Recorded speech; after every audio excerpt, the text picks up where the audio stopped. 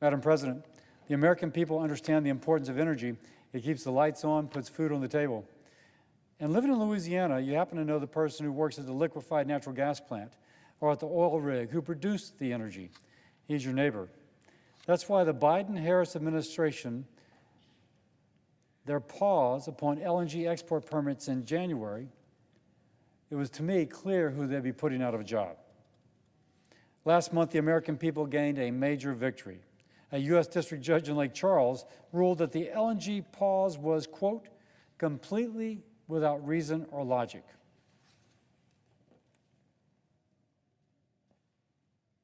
The court ruling reinstated sanity at a time when the Biden-Harris administration adopted the most absurd arguments to please radical environmental donors.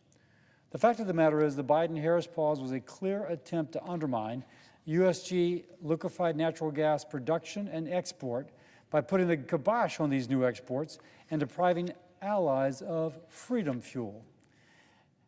Both President Biden and Vice President Harris have not been shy about their desire to kill American energy production. Vice President Harris has called for a total ban on fracking, adopting the leave-it-in-the-ground mentality of the far left, even going so far as to blow up the filibuster to pass the Green New Deal.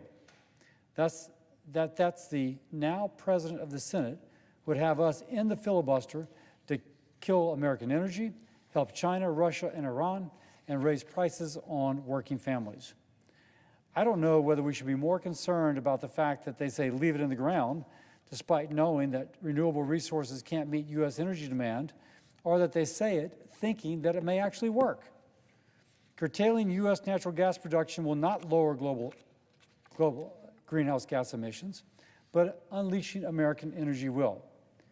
U.S. liquefied natural gas is one of the cleanest burning fuels in the world in terms of life cycle emissions. In fact, natural gas is principally responsible for U.S. emissions being lower today than they were in 1988, despite a much larger economy and population. And just because we limit the supply of natural gas, the demand does not go away.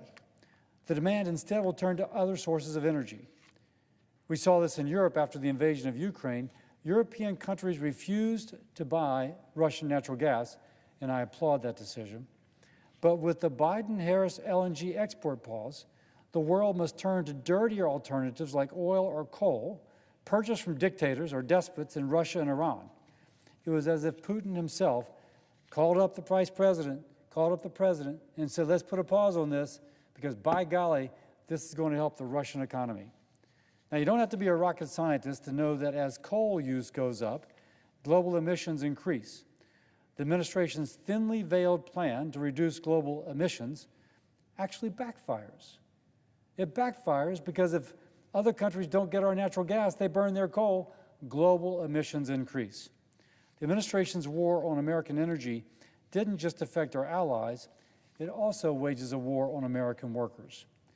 2/3 of U.S. liquefied natural gas is exported from Louisiana, providing thousands of Louisianians with good-paying jobs. The Biden-Harris freeze impacted 18 LNG export facilities, 12 of which were going to be built in my state. Now, to be built is the key phrase here, because it didn't just affect energy jobs, it affected construction jobs as well.